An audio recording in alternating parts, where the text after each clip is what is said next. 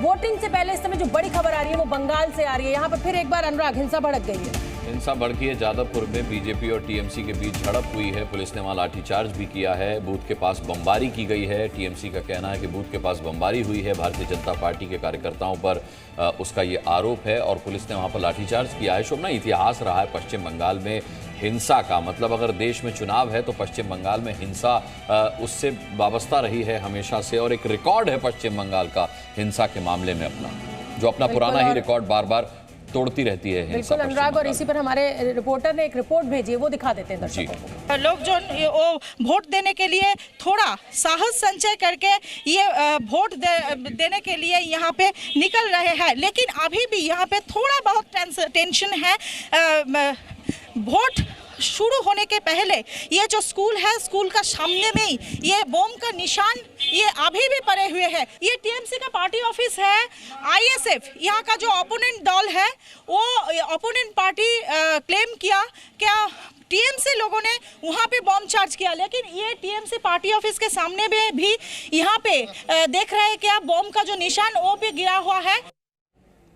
ठीक है, तो मैं मुकेश आपका रुख करना चाहूंगी। ये बंगाल की तस्वीरें हम दिखा रहे हैं और बंगाल में इस बार बीजेपी ये कह रही है कि साहब पिछली बार चुनाव में हमने 18 सीट जीती थी, लेकिन इस बार रिकॉर्ड तोड़ेंगे। दावा है उनका कि सबसे अच्छा रिजल्ट जो है पश्चिम बंगाल से भारतीय जनता पार्टी के पक्ष में आएगा।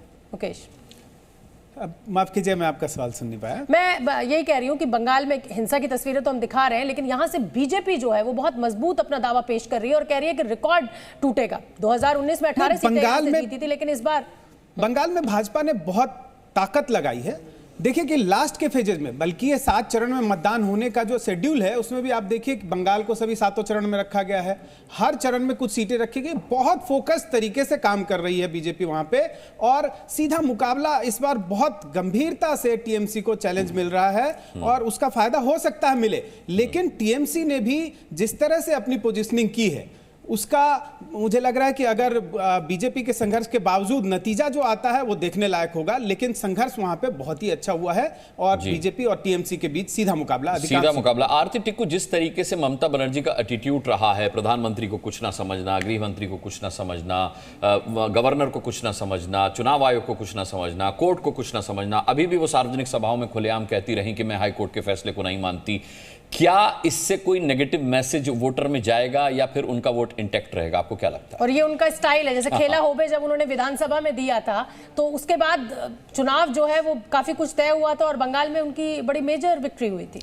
देखिए, बंगाल में सबसे बड़ी जो इशू हमेशा ही रहता है हर इलेक्शन में, वो है बंगाली अस्मिता। जो बंगाली आइडेंटिटी की जो प्राइड है उसकी सिंबल हमेशा ममता बनर्जी अपने आप को प्रोजेक्ट करती है और उनके खिलाफ का कोई ऐसा चेहरा नहीं है जो बंगाली लीडर नहीं है जो उनको बराबर की टक्कर दे, और ये एडवांटेज हमेशा ही उनको रहता है। वो हमने देखा असेंबली इलेक्शंस में भी, वो हम पिछले इलेक्शंस में भी देख रहे हैं, जबकि बीजेपी ने अच्छी खासी बढ़त वहाँ बनाई और अपनी एक जगह भी बनाई है। लेकिन बंगाली एक दूसरे बंगाली आइडेंटिटी नहीं है, ऊपर से वो एक महिला है।